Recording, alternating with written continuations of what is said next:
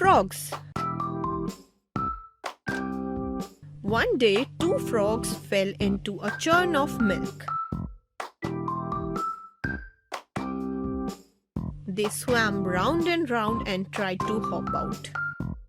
As there was no solid support under their feet, it was not possible for the frogs to hop out and escape.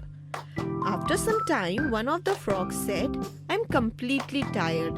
I can't swim any longer. I am giving up." He gave up and went down to the bottom of the churn. He was drowned. But the other frog did not lose hope.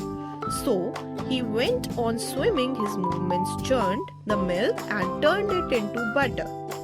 After some time, the frog climbed up on the pat of butter and hopped out of the churn.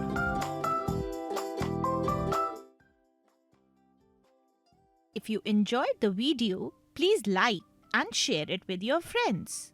Do not forget to click the bell icon to subscribe for more such fun learning videos.